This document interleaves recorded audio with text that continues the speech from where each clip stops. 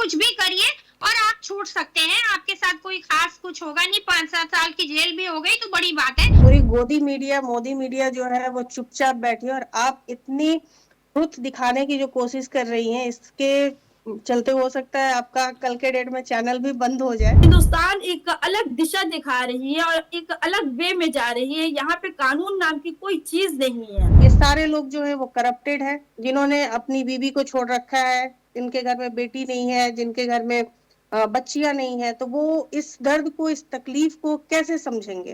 आधी आबादी का न्याय का पूरा जो हक है, उस पर कहीं न कहीं चोट पहुँचाई जा रही है। वही महिलाएं जो है, वही खवातीन जो है, वो इस बात को सपोर्ट करेंगी जिनका ज़मीर नहीं होगा या फिर उनके घर पे खुद बेटियां नहीं होंगी। ये बलात्कारी जनता पार्टी और इनके सत्ता में जितने लोग बैठे हैं, जितने भी लोग बैठे हैं, सबके ऊपर ये रेप केस, किडनैपिंग केस, ये सारी चीजें हैं। बीजेपी शासन में हर एक चीज को देखा जा रहा है जो कि दूसरी सरकार में नहीं देखी गई है। आदाब, नमस्कार, मैं हूं अजरा और आप देख रहे हैं मंथन टुडे। उत्तर प्रदेश के उन्नाव से जुड़े रेप मामला एक बार फिर सुर्खियों में है। न्याय की लंबी लड़ाई, पीड़िता पर हुए अत्याचारों और सत्ता के कथित दुरुपयोग के आरोपियों ने इस केस को देश भर में चर्चा का विषय बना दिया था। अब इस मामले में आए ताजा घटनाक्रम ने एक बार फिर सवाल खड़ा कर दिया है। क्या पीड़िता को पूरा न्याय मिला और क्या दोषियों को उनका किए की सजा मिली? इन्हीं सब संदर्भ में बात करेंगे। हमारे साथ देश की नामचीन महिला है जो कि यूपी वाराणसी से सोशल एक्टिविस्ट है जागृति राही, वेस्ट बंगाल कोलकाता से जर्नलिस्ट है शमा अफरोज, झारखंड जमशेदपुर से फिल्म निर्माता उषा कुमारी। आप तीनों का बहुत बहुत स्वागत है। धन्यवाद जी। पहला सवाल जागृति जी आपसे रहेगा, क्या लगता है पीड़िता को न्याय मिला है कि नहीं मिला है? इसको न्याय कैसे कह सकते हैं? न्याय के लिए उसने बहुत संघर्ष किया है और बहुत कुर्बानी दी है। उसके घर के कई लोगों की हत्या हुई है और उसने बहुत लंबा संघर्ष करके उम्र कैद तक पहुंचाया एक पूर्व विधायक को। ये बहुत बहुत मुश्किल लड़ाई थी और उसके बाद 7 साल की सजा काटने के उपलक्ष्य में उनको रियायत दे दी गई, उनकी सजा स्थगित कर दी गई, जो अपने आप में एक अजीब सी नजीर बना रही है। तो इसको हम न्याय तो नहीं कह सकते हैं। देश की तमाम महिला जो भी जागरूक हैं, वो सब दुखी हैं इस फैसले से। चलिए, आपने कहा शमा जी, बलात्कारी की सजा क्या होनी चाहिए? असल बात यह है कि हमारा देश वो देश है जहाँ पे एक कानून व्यवस्था पर सबसे बड़ा सवाल उठता जा रहा है। अक्सर हम लोग फिल्मों में सुना करते थे कि कानून अंधा होता है, मगर आज हकीकत में देखने को मिल रहा है कि हकीकत में कानून अंधा हो चुका है। क्योंकि जहाँ पे न्याय व्यवस्था पर जब सवाल उठने लगे, जहाँ पे पीड़िता को इंसाफ मिलने के बजाय उसे घिसेटते हुए पुलिस जो है वो पुलिस वैन पे उठाती हुई नजर आए, तो इससे साबित होता है कि यहाँ पे एक जिस तरह मतलब पीड़िता को इंसाफ नहीं बल्कि ये पूरे तौर पर जंगल राज का ही एक पूरे हिंदुस्तान को बनाने की कोशिश की जा रही है। जहाँ पे रेप मामले में जो जो धाराएं लगनी चाहिए और जिस जिस धाराएं के तहत केस दर्ज किया गया है, उस पर सुनवाई के बजाय जब उसे राहत दी जा रही है, तो इससे अंदाजा लगाइए कि बेटी बचाओ बेटी पढ़ाओ का जो नारा है वो खुद में कितना बड़ा एक सवाल खड़ा कर रहा है। यानी कि हिंदुस्तान में पूरे तौर पर एक मुंह चिढ़ाता हुआ नजर आ रहा है बेटी बचाओ बेटी पढ़ाओ का नारा। ऐसे में बेटियां खुद जब महफूज नहीं रहेंगी और इस तरह से जब पीड़िता को जब इंसाफ नहीं मिल पाएगा, आप आरोपी को बरी कर दिया जाएगा, तो इससे जाहिर हो रहा है कि हिंदुस्तान एक अलग दिशा दिखा रही है और एक अलग वे में जा रही है। यहाँ पे कानून नाम की कोई चीज नहीं है और इस पर कानून को किस तरह से एक्शन लेना चाहिए, कानून व्यवस्था है वो सही पूरे तौर पर वो सत्ताधारी पार्टी की गोद में जा बैठी। उषा जी, क्या लगता है कि महिला सम्मान को लेकर शासन या प्रशासन क्या मतलब आपको लगता है क्या कि गंभीर है कि नहीं है इस पे? सबसे पहले तो आपको बहुत शुक्रिया, आपने हमें बोलने का मौका दिया। और मुझे तो ताज्जुब इस बात पे आ रहा है कि अजरा जी, आप ये सवाल कैसे कर रही है? पूरी गोदी मीडिया, मोदी मीडिया जो है वो चुपचाप बैठी है और आप इतनी ट्रुथ दिखाने की जो कोशिश कर रही हैं, इसके चलते हो सकता है आपका कल के डेट में चैनल भी बंद हो जाए। तो ये एक बहुत बड़ा मुद्दा रहा। बात महिला की सुरक्षा जो है, आज के डेट में और आज के कानून व्यवस्था में धज्जियां उड़ाई जा रही है। सबसे बड़ी बात है कि 7 साल के सजा के बाद वो सजा सस्पेंड होती है। तो सही कहा शमा जी ने, सही कहा कि नहीं, पहले हम लोग फिल्मों में देखते थे कानून अंधा है, और आज हमारे देश का कानून सच में अंधा है। क्योंकि इस पे बड़े बड़े राजनीति नेता लोग जो है, यूपी के परिवहन मंत्री हो गए, यूपी के बहुत सारे दिग्गज नेता लोग कह रहे हैं कि नहीं, मतलब ये सही है, जी उनके हिसाब से ये सही है। उषा जी, बहुत सारे भाजपा के दिग्गज कई कह नेता रहे हैं जो कह रहे हैं कि मतलब कि लोगों को भरोसा नहीं है न्याय पे, मतलब कोर्ट पे भरोसा नहीं है। अगर उनको न्याय मिला है, वो सजा याफ्ता है, वो आए हैं, तो इस पे लोगों को इतना दर्द क्यों हो रहा है? नहीं, ये बात तो आप सारे नेता लोग जो है कहते हैं ना कि पानी से पानी मिले और ज्ञानी को ज्ञानी, और वो नीच से नीच जो मिल रहे हैं, तो ये सारे बलात्कारी लोग जो हैं, ये सारे भाई भाई हैं। तो कोई इसके खिलाफ कोई नहीं आपको बोलेगा, कोई भी नहीं बोलेगा, सब लोग बोलेंगे कोर्ट ने सही किया है। तो यही बात होती है, और यही बात है कि नहीं, ये सारे लोग जो है वो करप्टेड है, जिन्होंने अपनी बीवी को छोड़ रखा है, जिनके घर में बेटी नहीं है, जिनके घर में बच्चियां नहीं है, तो वो इस दर्द को, इस तकलीफ को कैसे समझेंगे? जी कैसे समझेंगे कि नहीं, ये रेप का दर्द होता क्या है? जब उनकी बहू बच्चियों के साथ हो, तब ये बात उनको शायद तो समझ में देखिए, आए। बोला जाता है कि कोर्ट एक ऐसा जगह है जो अंतिम जगह है जहां न्याय मिलेगा, लेकिन यहाँ न्याय कहाँ मिल रहा है? जागृति जी, क्या कहेंगे इस पे? जी, ये एक पूरा एक श्रृंखलाबद्ध तरीके से आप देखेंगे ना, तो ये पूरे देश में बलात्कार के आरोपी, हत्या के आरोपी, महिला हिंसा के आरोपियों के साथ इस सत्ता में यही होता आया है। आप कठुआ से लेके बिल्किस बानो से लेके अंकिता भंडारी से लेके, और आप अभी उन्नाव, हाथरस, हर मामले में देखिए, राम रहीम पैरोल पे छूट जाते हैं, आसाराम को जमानत दे दी जाती है, और उसके बाद चिन्मय आनंद छूट जाते हैं, और अब जो कुलदीप सेंगर की सजा मुलतवी की जाती है।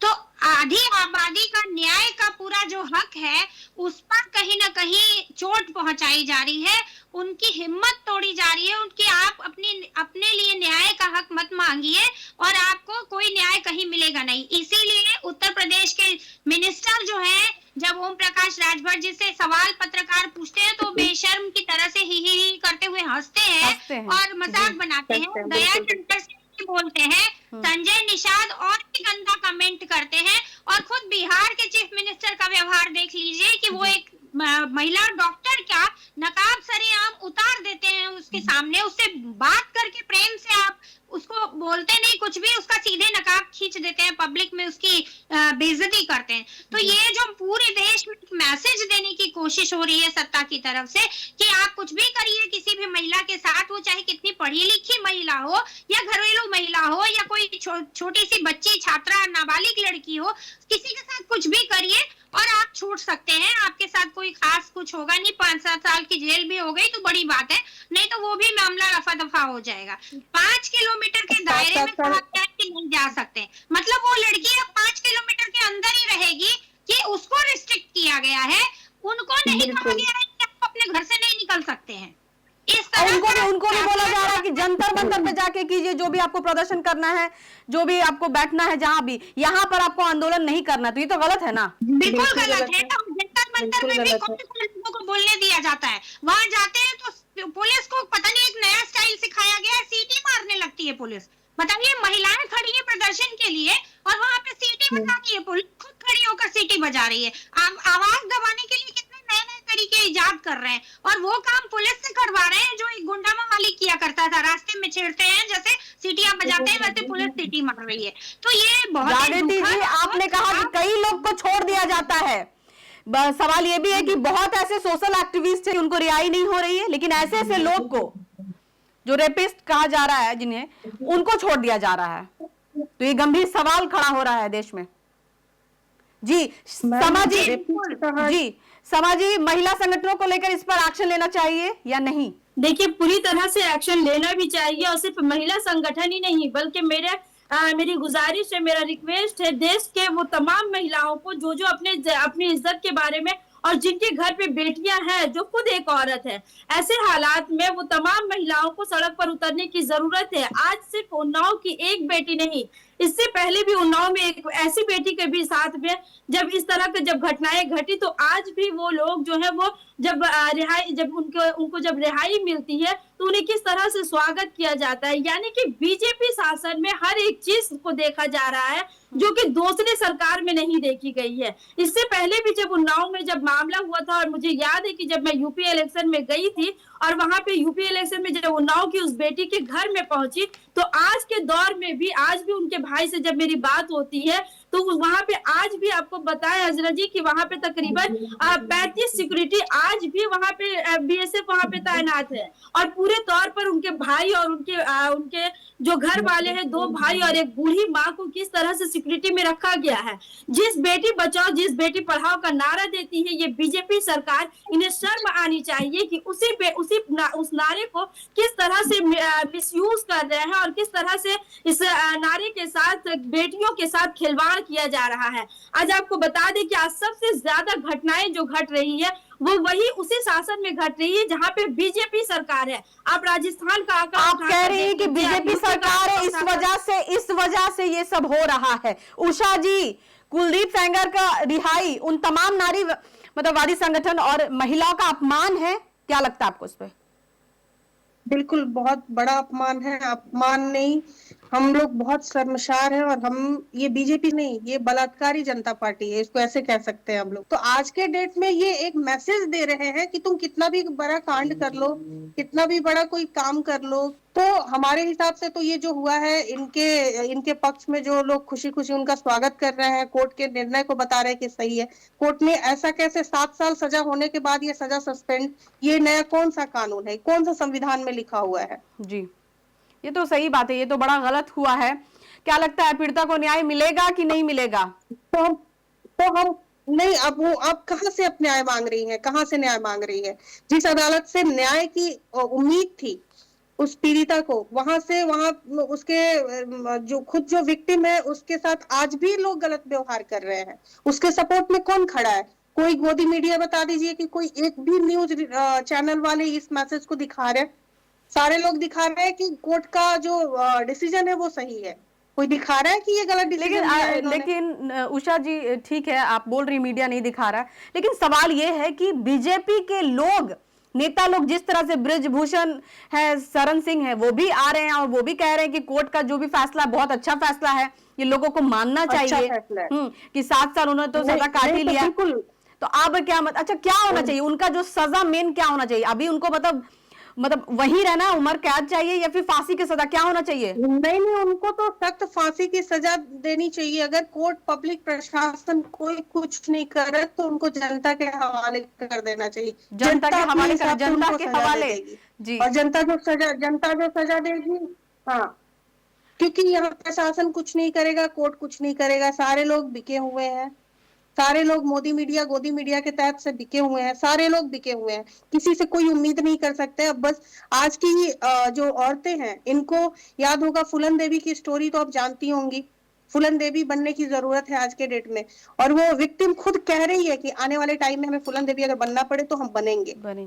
तो उसको अब किसी से उम्मीद नहीं है। कहाँ गुहार लगाएगा गरीब आदमी, कहाँ जाएगा? प्रशासन नहीं साथ देने वाला, court, supreme court, high court, हर जगह का यही हाल। तो ये बलात्कारी जनता पार्टी है। जी, बिल्कुल, ये जो पूरे लाइफ के साथ, उसकी पूरी कैरियर, उसके फ्यूचर, उसके घर, फैमिली, सबके साथ खेल गया। तो कुछ कहा नहीं जा सकता। और हमारे देश में अभी जो चल रहा है, जो अभी हवाएं उल्टा बह रही हैं कि विक्टिम को न्याय देने के लिए लेने के लिए मतलब गिड़गिड़ाना पड़ रहा है, और जो अपराधी है वो खुलेआम घूम रहे हैं, बेलगाम घूम रहे हैं, खुलेआम घूम रहे हैं वो। जी, तो हम यहाँ तो उम्मीद ही करना गलत है कि नहीं। और जहां तक बात रही बीजेपी पार्टी की, तो अभी हमारे देश की जो जनता है, उन्होंने ऐसे, मेरे ख्याल से तो पूरे जनता पे ये रेप का केस लगाना चाहिए, क्योंकि ये जनता ही चुन के ऐसे सरकार को चुनी है। ये पूरे जनता की, ये आप सोचो, आप तो ये हर बहू बेटी का रेप कर रहे हैं जिन्होंने ये सरकार को सत्ता में लाया है। जी, अच्छा, इन्होंने कहा कि जनता के हवाले कर देना चाहिए। आप क्या कहेंगी जागृति जी, क्या करना चाहिए? माननीय जजेस को जो है अपने फैसले पे फिर से विचार करना चाहिए, और ये विवेकपूर्ण फैसला तो बिल्कुल नहीं लग रहा है, क्योंकि इसका मैसेज जो जा रहा है पूरे देश में वो बहुत गलत जा रहा है। और हमेशा के लिए हाई कोर्ट और सुप्रीम कोर्ट का फैसला नजीर बनता है, तो बेल देने वक्त और इस तरह के फैसले देने वक्त कहा जाता है कि जजेस को अपने विवेक से काम करना होता है, तो ये विवेक पर जो है बिल्कुल नहीं गया है, और सुप्रीम कोर्ट को इसमें दखल देना चाहिए। सभी मानव जितनी महिला आयोग के लोग हैं उनको इस पे अपील करनी चाहिए, और मुझे लगता है कि देश भर की जो महिला सड़कों पे आ रही हैं, जो शिकायत कर रही हैं, नाराजगी दिखा रही हैं, जंतर मंतर पे भी प्रदर्शन हो रहे हैं, इन सबको देखते हुए कम से कम लोगों की भावनाओं का भी रिस्पेक्ट करना चाहिए, महिलाओं की भावनाओं का, क्योंकि इस तरह से तो आप मतलब एकदम तालिबानी शासन जैसा दिखाई दे रहा है, जब सभी जो महिला के साथ दुर्व्यवहार करने वाले लोग हैं वो क्योंकि सत्ता में बैठे हुए हैं या क्योंकि वो बहुत मजबूत जगह पे हैं, तो इसलिए जो है महिला को न्याय नहीं मिल सकता, और वो भी ऐसे हीनियस क्राइम में, बलात्कार और हत्या जैसे आरोप में। तो ये तो फिर इसका मतलब कि इस देश में कानून का राज नहीं है। तो ये एक बहुत महत्वपूर्ण जिम्मेदारी, न्यायपालिका हमारी स्वतंत्र है और वो अपने विवेक से फैसले देते हैं, अपनी रिस्पेक्ट बचाए रखने के लिए भी और न्याय की उम्मीद बचाए रखने के लिए और देश को अराजकता में जाने से बचाने के लिए इस फैसले को बदला जाना चाहिए। जी, ये मेरा शमा जी क्या करना चाहिए? मेरा कुछ राय कुछ अलग होगा, क्योंकि इनका एक तरह से कहना है कि जनता के हवाले कर देना चाहिए, मगर उम्मीद पर पूरी दुनिया टिकी हुई है और हमें इतनी जल्दी उम्मीद पर भरोसा नहीं हारने की जरूरत है। जिस तरह से कोर्ट ने जो फैसला दिया है, कोर्ट आज भी निष्पक्षता तौर पर जानी जाती है, मगर वहां पे जो जजेस जो बैठे हुए हैं वो कुछ इस तरह की मानसिकता लेकर बैठते हैं, यानी कि एक पक्ष को लेकर के बैठते हैं, या वो भी कहीं ना कहीं जो जजेस जो होते हैं वो आज के दौर में पहले नहीं देखा जाता था, मगर आज के दौर में कहीं ना कहीं आरएसएस और बीजेपी यानी सत्ताधारी पार्टी के साथ मिली हुई है। अजरा जी, आपने देखा कि जब इलेक्शन कमीशन में कुछ तफसीली तौर पर आपसे बात करूंगी, क्योंकि आपने देखा कि जब इलेक्शन कमीशन एसआईआर को लेकर आती है तो इसको लेकर के इलेक्शन कमीशन के जो इलेक्शन कमिश्नर है उनको क्या क्या पोस्ट दिया जाता है। इसके अलावा जब बाबरी मस्जिद का जब फैसला आता है तो उस जजेस को क्या क्या पोस्ट दिया जाता है। इससे ये साबित हो रहा है कि कोर्ट जो है, कोर्ट में आज भी न्याय की उम्मीद है, मगर कुछ ऐसे मानसिकता के जजेस जो है वहां पे बैठे हुए हैं जो पूरे देश को यानी कि पूरी सत्ताधारी पार्टी के साथ मिलकर वो पूरे कॉन्स्टिट्यूशन को बिगाड़ने की कोशिश कर रहे हैं। इसके जिम्मेदार जो है ये जजेस है। पूरे तौर पर हम कोर्ट को इस पर हम टिप्पणी नहीं कर सकते, ना ही हम पूरे कोर्ट पर हम सवाल उठा सकते हैं।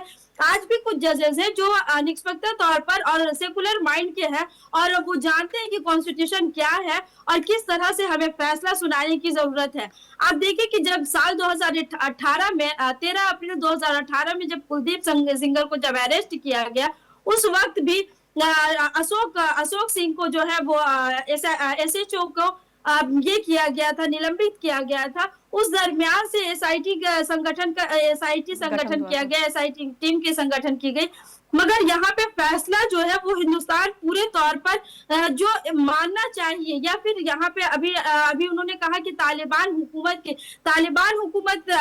हुकूमत एक अलग कॉन्सेप्ट चला जाता है, मगर यहाँ पे तालिबान हुकूमत से कहीं ज्यादा खतरनाक हिंदुस्तान का माहौल देखने को मिल रहा है। अभी फिलहाल के लिए हम तो इतना ही रिक्वेस्ट करेंगे आपके चैनल के माध्यम से भी, मंथन टुडे के भी माध्यम से, कि यहाँ पे खामोशी जो है वो कहीं ना कहीं आपको कसूरवार साबित करेगी।